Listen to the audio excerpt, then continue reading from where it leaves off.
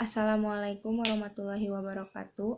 Perkenalkan, nama saya Asri Nur Aprilianti, NPM 2021911025 dari kelas A. Di sini saya akan mempresentasikan mengenai konsep belajar. Belajar adalah suatu proses yang ditandai dengan adanya perubahan pada diri seseorang. Nah, biasanya perubahan itu ditandai dengan pengalaman, pengalaman sikap, tingkah laku, dan aspek lain yang ada pada individu tersebut.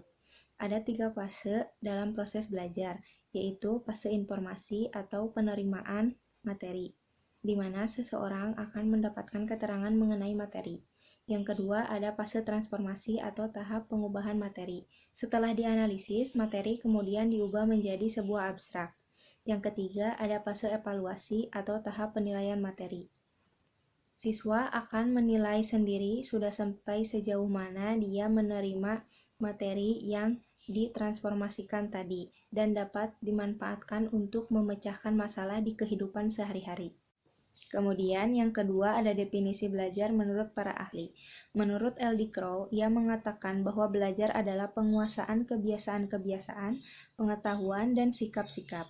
Ia berpendapat bahwa belajar merupakan proses aktif yang perlu dirangsang dan dibimbing ke arah yang diinginkan. Menurut Dr. Andas Muhammad Ngalim Purwanto, belajar merupakan suatu perubahan yang terjadi melalui latihan pengalaman. Artinya, perubahan yang disebabkan oleh pertumbuhan atau tidak dianggap sebagai hasil belajar. Yang ketiga ada prinsip belajar. Prinsip belajar yaitu dapat dipahami melalui teori belajar. Hal ini merupakan hubungan dari kumpulan suatu prinsip. Prinsip belajar ada 4. Yang pertama ada koneksionisme yang dikemukakan oleh Edward. Dengan berdasarkan eksperimen yang dilakukan, beliau mengatakan bahwa belajar adalah hubungan antar stimulus respon yang akan menghasilkan efek baik.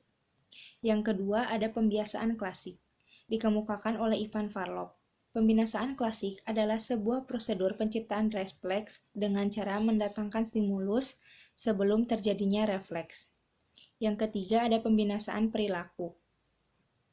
Respon terjadi tanpa didahului oleh stimulus, melainkan terjadi akibat adanya penguatan peningkatan respon. Yang keempat ada pendekatan kognitif.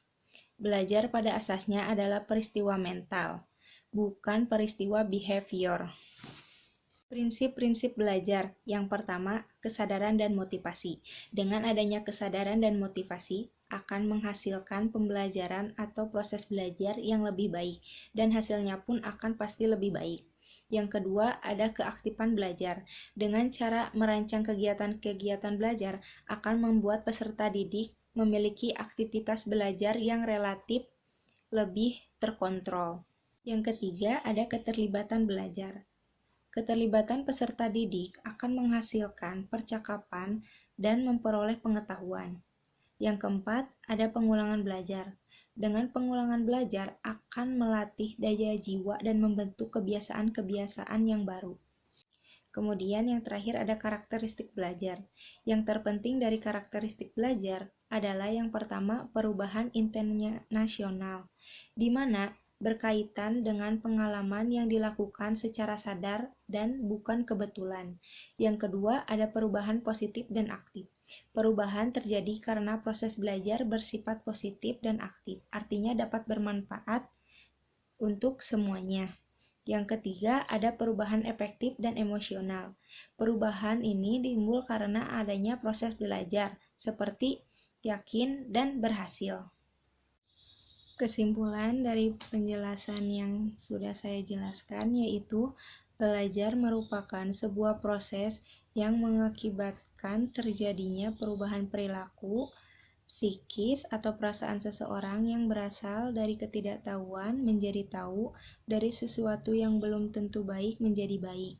Dalam melakukan kegiatan belajar perlu diketahui prinsip dan karakteristik yang sesuai untuk siswa agar saat seseorang pendidik menyampaikan materinya bisa ditangkap dengan baik dan siswa dapat mengimplementasikan hasil dari belajar tersebut. Sekian video presentasi yang dapat saya sampaikan. Mohon maaf apabila ada kesalahan. Wassalamualaikum warahmatullahi wabarakatuh.